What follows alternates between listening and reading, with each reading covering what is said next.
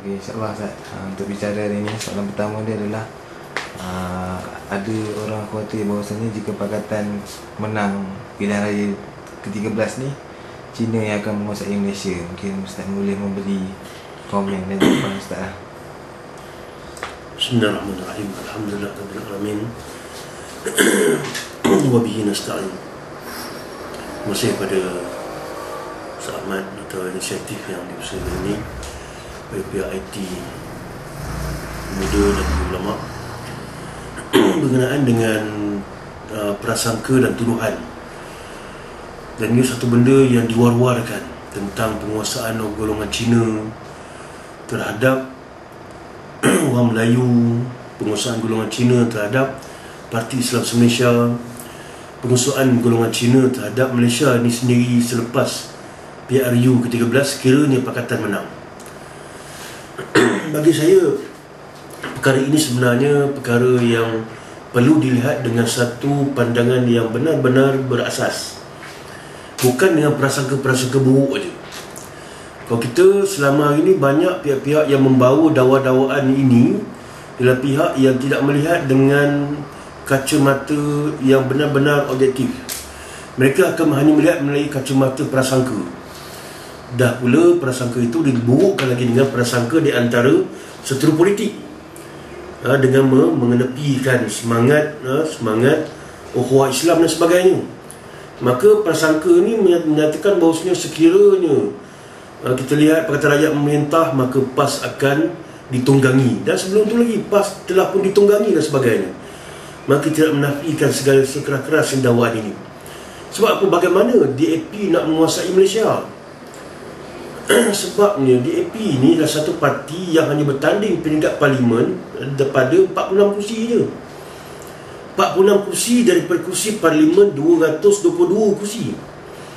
Jadi 46 kursi daripada 222. Maka ini satu nisbah yang amat-amat tidak mungkin untuk dia menggubal undang-undang bersama-sama dia seorang saja.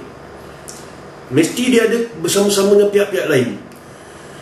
Maka kalau pihak lain pun kita ambil non-Muslim yang ingin bergabung dengan mereka, maka kita lihat bila ada pihak-pihak yang ingin bergabung ini, maka gabungan itu juga tidak akan mampu untuk memberikan satu kekuasaan yang besar. Paling tinggi kursi mereka boleh dapat ialah kalau menang 100%, mereka hanya mendapat 46 kursi. Maka kemenangan ini memustahilkan mereka untuk menggubal undang-undang. Maka dakwaan begitu ialah dakwaan yang berniat jahat, prasangka yang amat-amat buruk dan busuk bila mengatakan DAP akan menguasai Malaysia, sebab hakikatnya mereka hanya bertanding 46 kursi. Katalah KP-KP yang lain, non-Muslim yang lain bertanding di kursi-kursi yang lain turut menyokong perubahan tersebut.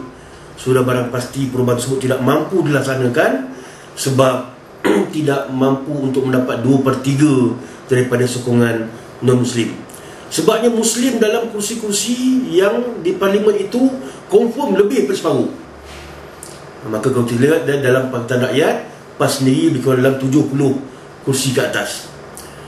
Dan PAS itu semuanya kursi-kursinya itu 95% ialah kursinya di bawah orang Islam. Maka 70 kursi lebih ialah kursi-kursi Muslim. Dan keadilan pula ada daripada 90 lebih kursi-kursi tersebut 70%-nya ialah daripada umat Islam. Maka gabungan dua kursi ini telah menyebabkan Islam lebih daripada 50%. Maka mustahil DAP akan diberi bantuan oleh umat Islam untuk mengubah perlembagaan kita, membaku sampahkan raja, membaku sampahkan perkara-perkara yang melibatkan ketuhanan Islam, ketuhanan Melayu dan sebagainya. Dan PAS memang komitmen dengan perjuangan PAS untuk tetap mendaulatkan prinsip-prinsip Islam, tetap mendaulatkan prinsip-prinsip Bumi Putera yang telah dipersetujukan bersama. Maka benda ni jelas, bahkan jelas disebut dalam perlembagaan PAS lagi, perjuangan PAS untuk menegakkan prinsip Islam dan menjaga hak-hak yang melibatkan orang-orang Islam. Dan orang Islam itu dalam perlembagaan kita ialah orang-orang Melayu yang mengamalkan bahasa Melayu, agama Islam dan sebagainya. Maka jelas kita akan pertahankan kemelayuan dan apa yang lebih utama ialah keislaman itu.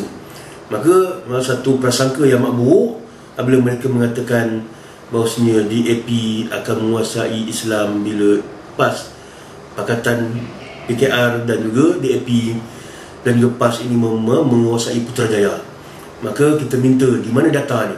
Mereka mengatakan prasangka yang seterusnya mengatakan bahawasanya kemungkinan akan berlaku macam mana PAP di Singapura. Maka PAP akhirnya mendominasi negara Singapura. Kita nak beritahu dua benda yang berbeza. DAP dengan PAP ni walaupun sejarahnya ada bau-bau bacang, tapi kita kena ingat DAP satu entiti yang lain dengan PAP. PAP ini walaupun ada bau yang sama dengan DAP, tapi kita nak beritahu PAP di Singapura ini dia satu parti yang besar yang mendominasi Singapura. Dan seluruh Singapura itu didominasi oleh PAP sebab majoriti mereka ialah daripada non-Muslim, daripada kebanyakan bangsa Cina. Jadi umat Islam memang minoriti.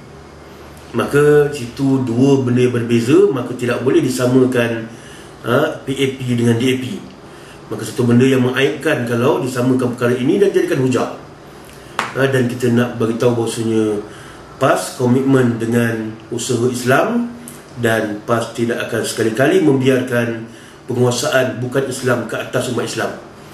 Sebenarnya dinyatakan oleh Tuan Guru Haji Abdul Hadi Awang dengan tegas mengatakan sekiranya Islam tidak mendominasi, kita akan keluar daripada Pakatan Rakyat. Ini satu peringatan kepada semua pihak, sama ada pendukung PAS ataupun penyokong PAS ataupun mereka yang bersama dengan PAS.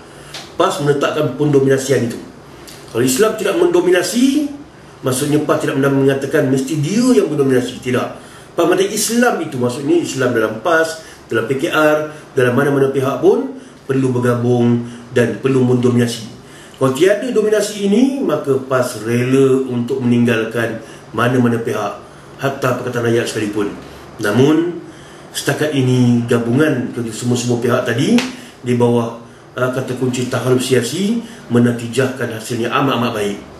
Sama ada hasilnya kita berjaya menawan Kelantan, kemudiannya menawan Kelantan dan Terengganu, kemudian menawan Kelantan, Kedah dan juga Perak, dan semua tu nikmat yang kita dapat dengan kita bersama dengan non-Muslim ini, terutama bersama dengan parti yang sentiasa diberikan prasangka buruk oleh UMNO untuk dilagakan dengan PAS itu DAP. Dan insya-Allah selagi mana PAS dipimpin oleh para ulama-nya, selagi itulah la tazalu ta'ifatun min ummati zahirin al haq. Maka terlihat akan sentiasa ada satu golongan yang akan membetulkan, yang akan membangkitkan perkara yang hak, insya-Allah. Maka jangan risau. Maka memang ada kerisauan yang memang ada pihak-pihak yang termakan dengan dakwah daripada pembangkang di Selangor dan pembangkang di Kelantan, iaitu UMNO. Maka dia termakan dakwah tersebut dengan mengatakan PAS akan tunduk DAP. DAP akan menguasai Malaysia. Ini semua perkara-perkara yang melibatkan prasangka yang amat tidak logik dari segi data-datanya, dan tidak logik dari segi hujah-hujahnya, cuma logik dari segi prasangka-prasangka yang tidak berasas. Wallahu a'lam.